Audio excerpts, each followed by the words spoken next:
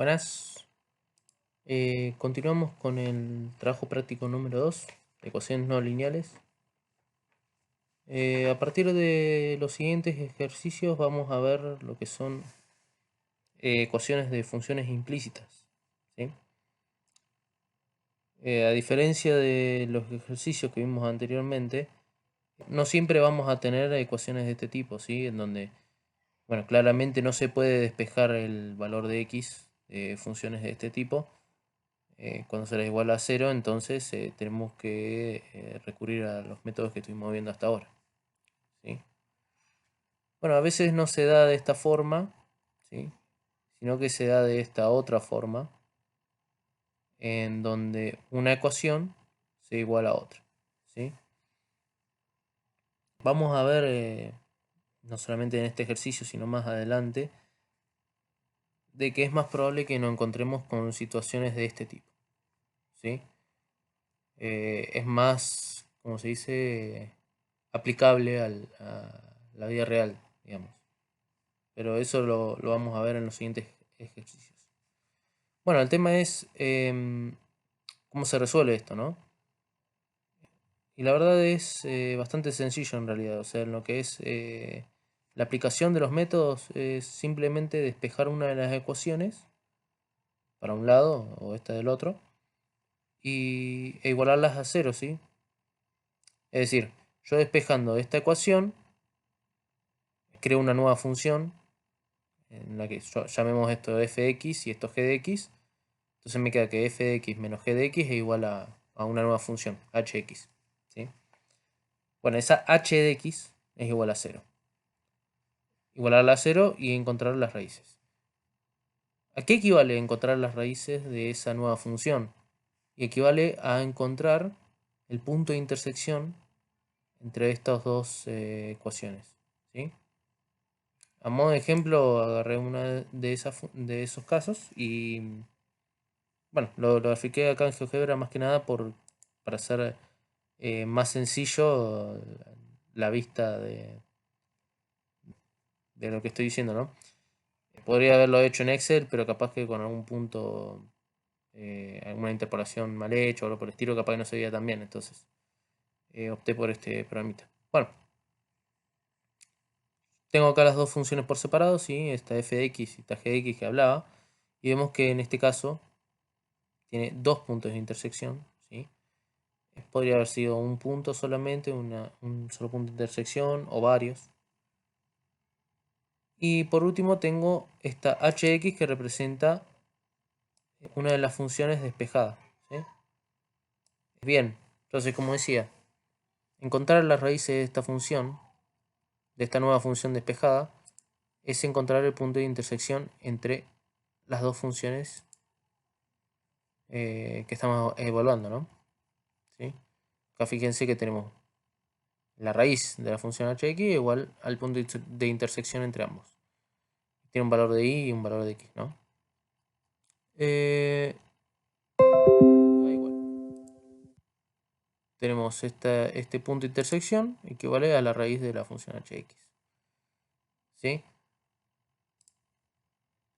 Bien, en este ejercicio que estábamos viendo acá, se le da varias funciones implícitas y se les pide encontrar todos los valores reales que satisfagan estas ecuaciones, ¿sí? Vamos a ver que no siempre todas las raíces tienen sentido físico, ¿sí? Eso lo vamos a ver en algunos ejercicios más adelante. Bueno, acá tenemos, por ejemplo, un caso que podría ser un poco más realista, por así decirlo, ¿no? Se dice que tenemos una partícula que viaja en el plano XY según esta trayectoria, ¿sí? T de x, que es una función polinómica. Y después se coloca una pared curva descrita por otra función, P de x se llama, que es una ecuación de este tipo, ¿sí? Se pide acá en este ejercicio que realicen la planilla de cálculo el o los gráficos adecuados para observar los puntos en los que hay contacto, ¿sí? Fíjense esto. Eh, tengo una ecuación que representa la trayectoria de una partícula y tengo una pared descrita por otra ecuación, ¿sí? Podría ser una pared plana o tranquilamente, o una pared curva como en este caso. Pero lo que a mí me interesa, bueno, se ve en el otro inciso, y se implemente la planilla los métodos que sean convenientes para determinar los puntos en los que la partícula toca la pared, ya sea que la roce de refilón o que la choque. Ahora tenemos este caso físico, por así decirlo, ¿sí? En donde quiero averiguar en qué momento una partícula toca una pared, ¿sí? Bueno, eso traducido en, digamos, en lenguaje matemático, sería igualar las dos funciones, ¿sí? Cuando se igualan ambas funciones, el valor de x que intersecte ambas funciones es el valor de x en donde la partícula choca la pared, ¿sí? Entonces, eh, acá, digamos, tenemos un ejemplo de aplicación de estos métodos, ¿sí? Porque yo lo que tengo que hacer acá es, como decía antes, te igualé las dos funciones. Bueno, entonces despejo una, igual a 0 esta nueva ecuación y aplico los métodos. Entonces de esa manera encuentro el valor de x en donde la partícula choca con la pared, ¿sí? Es uno de los tantos ejemplos en donde vemos que es aplicable estos métodos de despejar ecuaciones no lineales, ¿sí? Bueno, después en este siguiente ejercicio pide escribir un programa que pida al usuario dos funciones g de x y h de x y permita calcular puntos de intersección utilizando el método de la secante. Bueno, esto más que nada es generalizar los dos ejercicios que estuvimos viendo recién.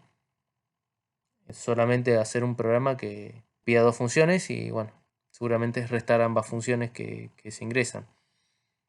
Tengan en cuenta acá que, bueno, en el caso de Scilab, cuando definan la función, ¿sí?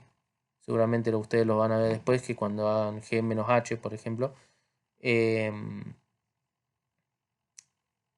en cuenta que de separar en paréntesis, en este caso el h, ¿no? Por ejemplo, acá no tendrían problema, pero ecuaciones de este tipo en donde está separado por varios términos, ¿sí? La ecuación que ustedes van a despejar, si yo pongo sin texto, digamos, bueno, eso lo van a ver ustedes después cuando lo realicen, ¿no? Pero cuando despejen, si ponen solamente el menos, capaz que solamente va a restar esto y después esto lo pasa sumando. Encierra en paréntesis, digamos, dentro del texto separen en paréntesis todo lo que es esta función hx. Se van a dar cuenta cuando lo estén escribiendo. Pasa que yo no lo tengo ahora escrito el programa, pero después se van a dar cuenta. Bien, acá a partir de estos ejercicios ya son aplicaciones físicas, ¿sí? No solamente vamos a tener casos como este en donde directamente se da la ecuación, sino que podríamos llegar a tener algunos otros ejercicios en donde también son ecuaciones implícitas. Pero lo más importante acá, en este tipo de ejercicios físicos, por así decirlo, es el tema de tener en cuenta el entorno en donde tiene validez la ecuación, ¿sí? Después vamos a ver varios ejemplos. Por ejemplo acá, en el ejercicio del vapor de agua se calienta a temperatura lo suficientemente alta para que una porción significativa del agua se disocie o se rompa. Bueno, acá se dice, si se asume que esta es la única reacción que se lleva a cabo, la fracción molar X de H2O que se disocia está dada por de esta ecuación. Se da la presión, el K, y pide el valor de la fracción molar de agua que disocia bajo estas condiciones. Bueno, en este ejercicio, por ejemplo, ustedes van a tener que, ya tienen el K, tienen la presión, van a ver que es un ejercicio bueno, de este tipo de ejercicio en donde hay que despejar la función. este tipo de funciones implícitas. Y bueno, algo a tener en cuenta. ¿Qué valores puede tomar la fracción molar? No puede tomar valores negativos, por ejemplo. No puede tomar valores mayores a 1. Ni siquiera 1. Pues fíjense que acá ya está. El denominador se hace 0 y donde pongan 1 se va a disparar, digamos, el valor. Entonces, ahí ya tengo que limitar el entorno de la fracción, del valor de fracción molar entre 0 y 1, por decir, o 0,99. Bueno, este ejercicio es uno de los tantos que tienen respuestas para que comparen, ¿sí? Después tenemos, por ejemplo, acá el ejercicio 12, también con su resultado. Acá da una ecuación para calcular la curva elástica de esta viga y les pide determinar la posición donde la viga tiene su máxima deflexión. Dice, es decir, donde el valor de x para el que diferencial y con respecto a x igual a 0. Bueno,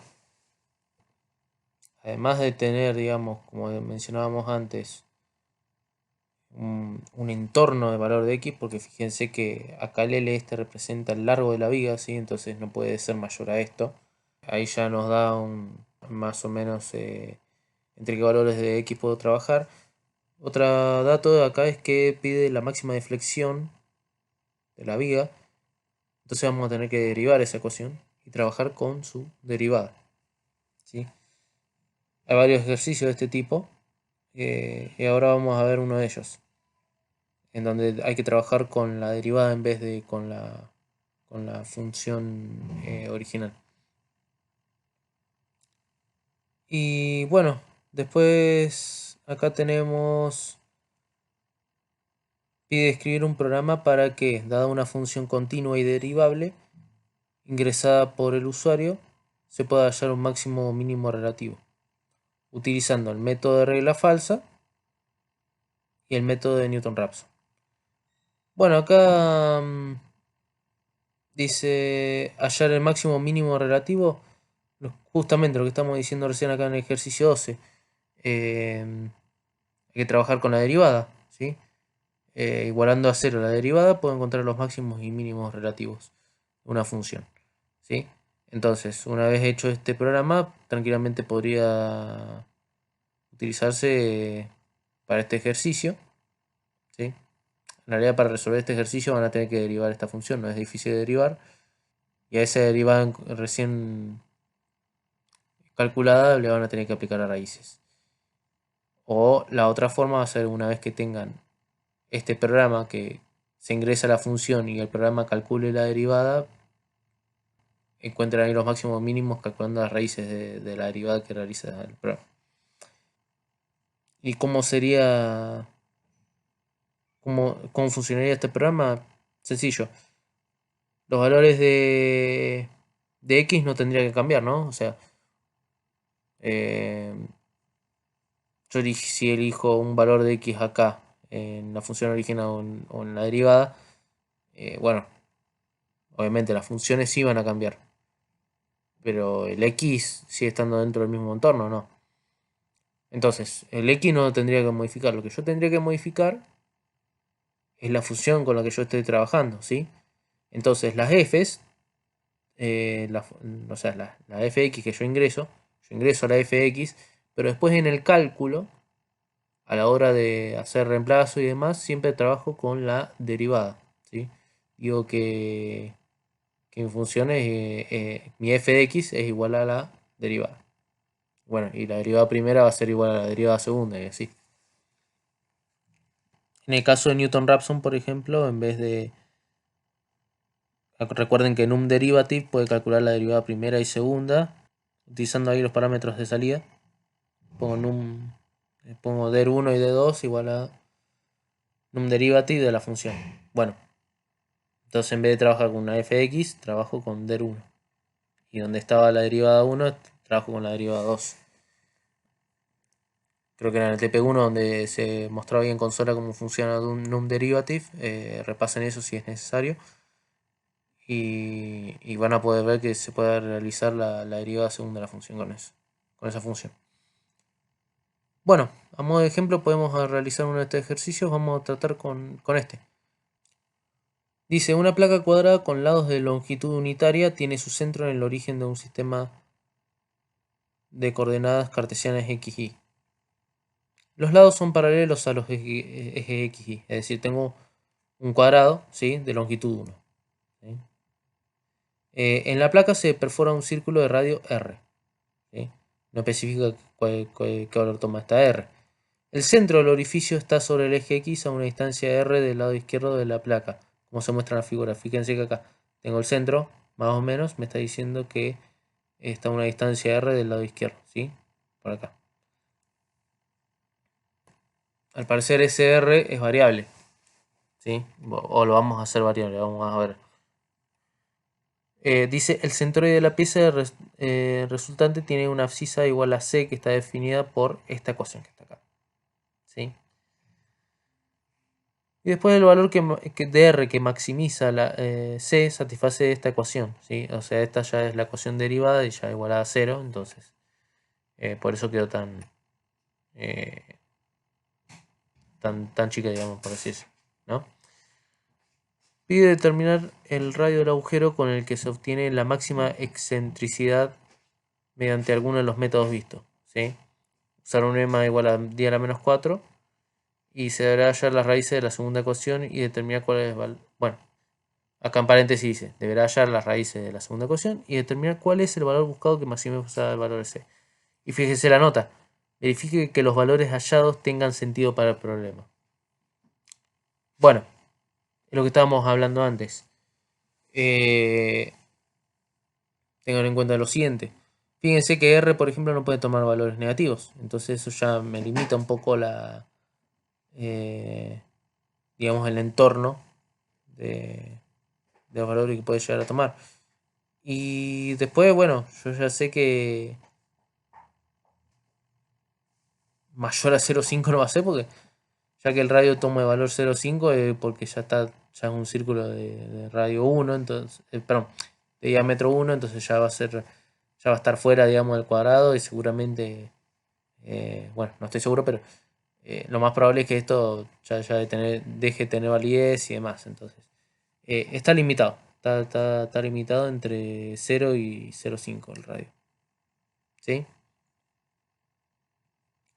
Bueno, acá lo vamos a hacer acá en el Excel como para que sea un poco más rápido. Voy a poner un paso de 0,02. Se me ocurrió.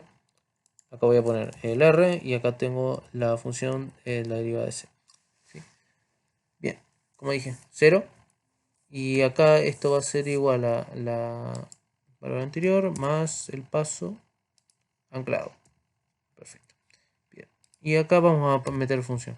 Bueno, repasemos. Entonces, lo que yo quiero encontrar es el radio del agujero con el que se obtiene la máxima excentricidad. O sea, voy a tener que trabajar con esta ecuación. Por eso la copié acá, ¿no? Bueno, es uno de esos casos que estábamos mencionando antes, en donde directamente se da la ecuación con la que uno trabaja, ¿sí? Podría haber sido también un caso como la vía, en la que se da esta ecuación, que es derivable a simple vista. Y bueno, yo voy a tener que derivarlo a mano. Puede ser uno de esos dos casos. Pero bueno, acá en este caso voy a tener que trabajar con la función directamente. Pero teniendo en cuenta eso lo que decíamos recién.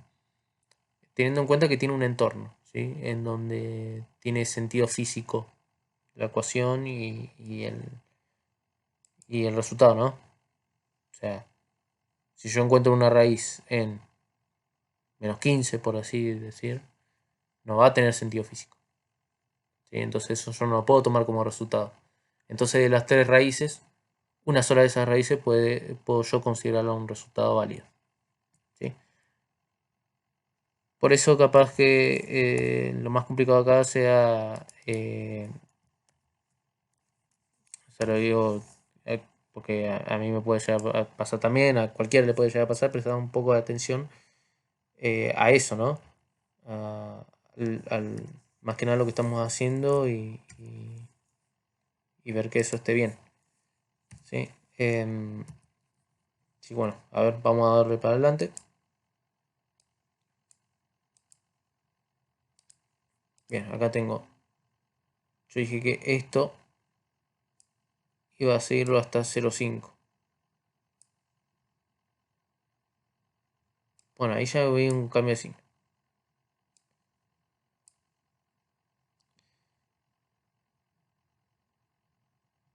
Bueno, empieza a actuar raro, ¿no? Fíjense que acá empieza a decrecer la... ¿cómo se dice? El centroide.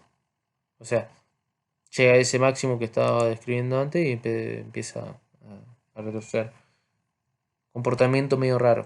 Pero bueno, en fin. Tenemos una raíz acá entre estos dos puntos. ¿Sí? Vamos a insertar imagen. A ver, acá de este tipo. Bueno, lo hizo. Vamos a tener un poquito para arriba. Ahí está. Ahí me interesó más. Bien, y acá tengo la... perdón. Acá tengo, digamos, más o menos dónde está la raíz de la ecuación esta.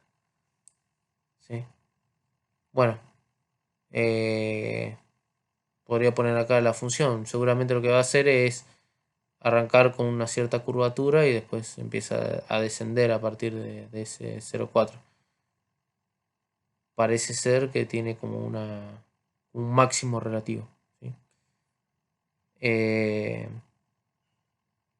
Entonces, bueno, vamos a resolverlo. A ver qué sale. Tengo acá mi x, mi f de x. Para hacerlo más rápido voy a usar Newton-Raphson. Acá tengo el primer iteración. Pongo 0,3 como para ni muy cerca ni muy alejado. La fx, yo agarro esto. Bueno, acá y esto acá. Bien, perfecto. La derivada, por otro lado, tiene acá. Bueno, esto baja multiplicando. Entonces tengo 3 por pi por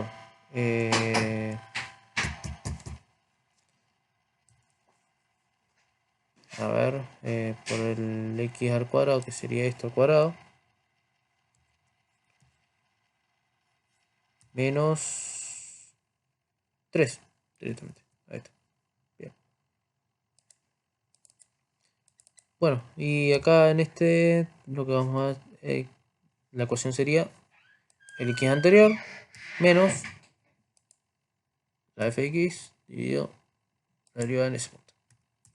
Perfecto. Ahora traemos estas dos.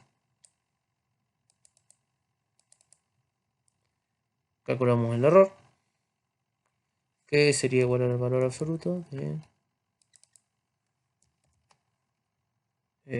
este menos este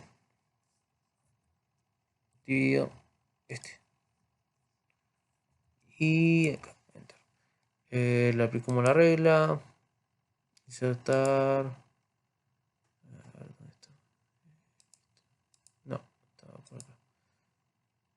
¿Dónde andaba? Ah, formato condición. Ahí está.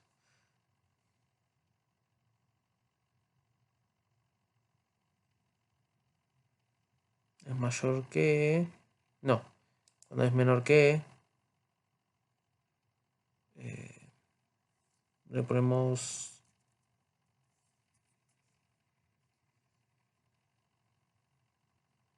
Bueno. A ver, formato ese no.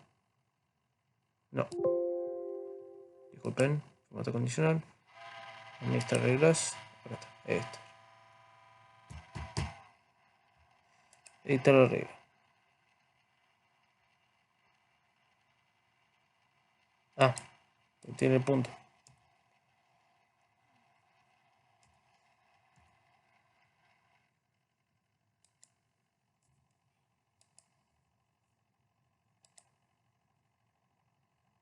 Y acá vamos a poner en color verde, mejor.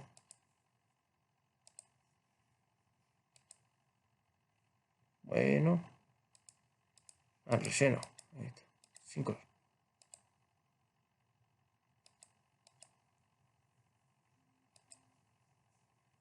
Bien, vamos a ver acá. 2.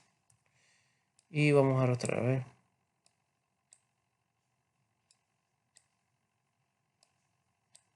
Ahí está. Bueno, pensé que se iba a ver más nítido, pero bueno. El tema es que acá, en esta quinta iteración, tenemos un valor menor al día menos 4. Y este sería el valor del radio en donde se produce la mayor excentricidad. La máxima excentricidad. Bueno, como decía, no es distinto a lo que estuvieron aplicando antes, pero sí la diferencia más destacada es el límite que le pusimos nosotros. ¿Sí? No era simplemente, bueno, a ver, voy a probar con valores negativos y positivos, voy a hacer entre menos 5 y 5 y aplico el método y listo. No, acá es pensar un poco más en el sentido físico del problema. ¿Sí? A partir de ahora se van a encontrar con este tipo de problemas. Van a ver más adelante también que se van a encontrar con problemas similares y bueno, queda un recorrido largo. Pero con la práctica van a le va a ir bien. Así que bueno, nada, cualquier consulta estamos disponibles. Saludos y éxitos.